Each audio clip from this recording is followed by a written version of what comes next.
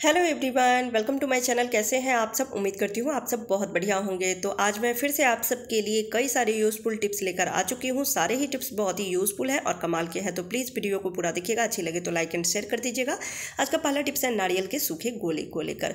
हम सभी तो मंगाते ही रहते हैं, पर यहाँ पर एक छोटी सी गलती कर देते हैं कि जब खरीद कर लेकर आते हैं, बाद में उसको घर पर लाने की बात कट करते हैं तो कई बार पीले निकल जाते हैं या फिर काले निकल जाते हैं। और अगर उसको हम यूज़ करते हैं किसी भी चीज़ में या फिर नारियल की चटनी बनाते हैं तो उसका पूरा स्वाद ही बिगड़ जाती है। तो ऐसा ना करें। जब भी आप सूखे नारियल खरीदने के लिए जाते हैं तो वहीं पर आप दुकान वाले को कहिए कट करके दिखाने के लिए। जो कट करके नहीं दिखाते हैं उनके हाथ से ना खरीदें, क्योंकि ज़्यादातर सूखे नारियल ख़राब निकल जाते हैं। तो फिर पैसे भी वेस्ट हो गई और आपका समय भी वेस्ट हो गया। और अगर किसी भी चीज़ में डाल देते हैं तो उसका भी स्वाद बिगड़ जाती है, तो इससे नुकसान ही है। तो इसलिए जब भी आप खरीदें तो उनको ज़रूर बोले थोड़ा सा कट करके दिखाने के लिए। तो आगे से इस ट्रिक को ज़रूर ट्राई करें। अगला टिप्स नारियल को लेकर ही है। नारियल कई बार होता है कि हम 2-3 गोले खरीद कर ले आते हैं, पर वो सारे खर्च नहीं होते। अगर कुछ बनाना है या चटनी बनानी है तो ज़्यादा ले आते हैं, लेकिन फिर बाद में एक गोले रह जाते हैं, बाकी यूज़ कर लेते हैं। तो अब इसको हम कैसे सुरक्षित रखें? तो उसके लिए आप क्या करें, ये जो ऊपर से कटा हुआ है नारियल, उसमें आप थोड़ा सा चीनी रख दें, यानी कि 4 या 5 चम्मच जितना चीनी रख दें।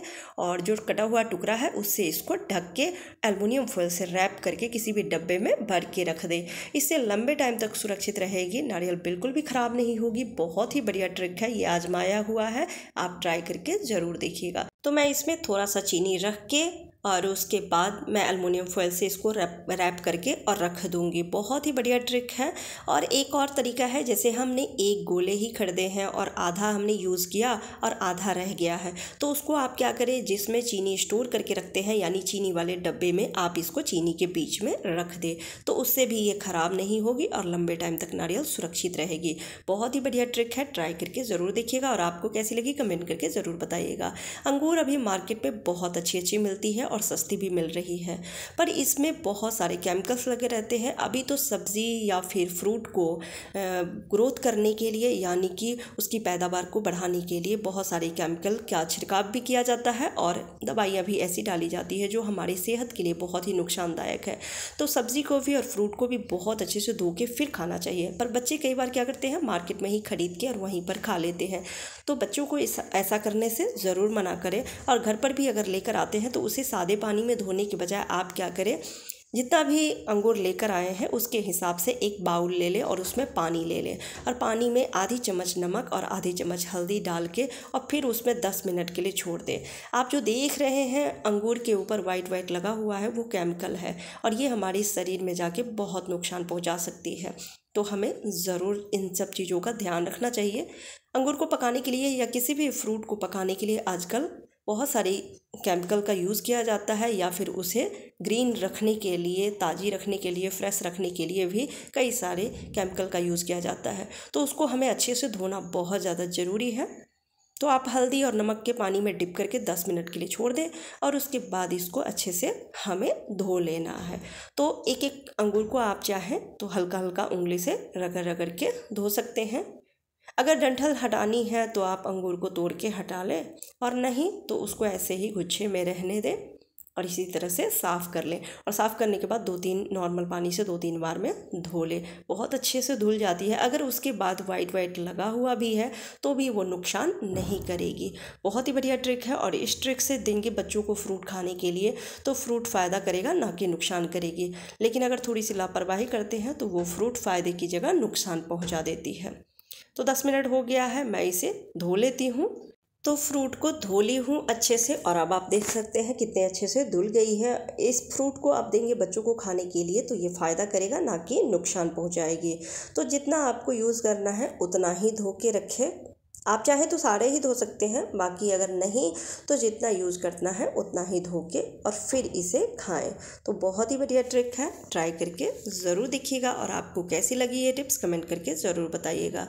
चलिए अगला टिप्स देख लेते हैं। अगला टिप्स है खीरा को लेकर।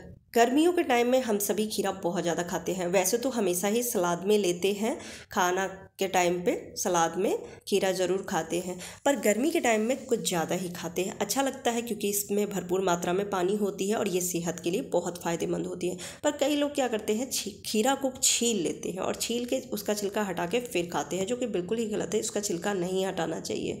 अगर छिलका में थोड़ा बहुत दाग लगा हुआ है तो वहाँ पे जहाँ पे दाग है वहाँ से कट करके थोड़ा सा हटा ले, पर पूरी तरह से छिलका को ना हटाएं। तो आप देख सकते हैं थोड़ा सा ये ख़राब था, यहाँ पे तो मैं कट करके हटा ली हूँ। और खीरा को आगे से थोड़ा हम कट करेंगे क्योंकि कई बार ना करवा निकल जाती है। अगर करवा ना भी निकले तो भी खीरा को थोड़ा सा कट करके हल्का नमक डाल के उसको हमें कुछ सेकंड के लिए ज़रूर इस तरह से घिसना चाहिए, जिससे कि अगर करवाहट हो तो भी ना हो तो भी ये बहुत अच्छे से क्लीन हो जाती है। और उसके बाद ऊपर से थोड़ा सा हम एक स्लाइस कट करेंगे और कट करके उसके बाद बीच से चीरा लगा के इसमें नमक और चाट मसाला आप डाल के खा सकते हैं। तो ये थोड़ा सा ख़राब था तो यहाँ से मैं कट कर दी हूँ। और सेम इसी तरह से मैं खीरा को कट करके और नमक डाल के इसको भी क्लीन कर लूँगी। इससे खीरा का टेस्ट बढ़ जाती है, क्योंकि यहाँ से ना खीरा करवा होती ही होती है, तो इसलिए थोड़ा सा नमक ज़रूर हमें डाल के इसे घिसना चाहिए। और फिर इसको 4 पीस या जितने भी पीस करने हैं कट कर लीजिए और फिर हल्का सा काला नमक और चाट मसाला डाल के छिड़क के ऐसे भी खा सकते हैं। नाइट के टाइम में ज़्यादातर होता है कई लोग खाना नहीं खाते हैं, तो उसकी जगह आप खीरा को खा सकते हैं। बहुत ही फ़ायदेमंद रहती है, लेकिन उसके छिलका को ना हटाएं। अगर खीरा ज़्यादा मोटा है यानी पका हुआ है तो वो खरदे ही नहीं, क्योंकि उसका छिलका थोड़ा सा होता है कि कड़क होती है, वो खाया नहीं जाता, चबाई नहीं जाती है। तो जब भी खीरा आप सलाद के लिए या खाने के लिए ले रहे हैं तो छोटी छोटी और एकदम पतली पतली वाली लें। तो इस तरह से खीरा ज़रूर खाएं, बहुत ही फ़ायदेमंद होती है। अगला टिप्स है कैसरोल में रोटी रखने को लेकर। रोटी हम गरम गरम कैसरोल में रख देते हैं, लेकिन जब खाने के लिए जाते हैं तो देखते हैं कई सारी रोटियां ख़राब हो जाती है, यानी कि गरम गरम रोटी रखने की वजह से ये रोटी पसीजती है और फिर कैसरोल में मॉइस्चर हो जाते हैं, पानी हो जाते हैं। देख सकते हैं पानी छूट रही है। तो फिर जो तौलिया जिसमें हम रखते हैं रोटी को लपेट कर वो भी गीली हो जाती है और नीचे की 1-2 रोटियाँ भी ख़राब हो जाती है। कई बार तो होता है कि 2-3 रोटियाँ भी ख़राब हो जाती है, फिर वो रोटी कोई नहीं खाना चाहता है। तो उसके लिए बहुत ही बढ़िया ट्रिक है कि आप जब भी रोटी बना के और गरम गरम रोटी कैसरोल में रखें तो नीचे में आप या तो टिश्यू पेपर रख दें, 1 या 2 टिश्यू पेपर। अगर बड़ी वाली है तो 1 रख दीजिए, छोटी वाली है तो 2 टिश्यू पेपर आप रख दीजिए।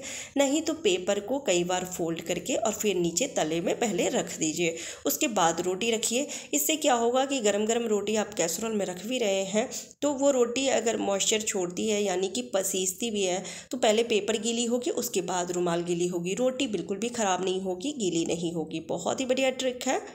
तो इस तरह से जब आप रोटी रखेंगे ना तो फिर रोटी आपकी ख़राब नहीं होगी, बहुत बढ़िया रहेगा।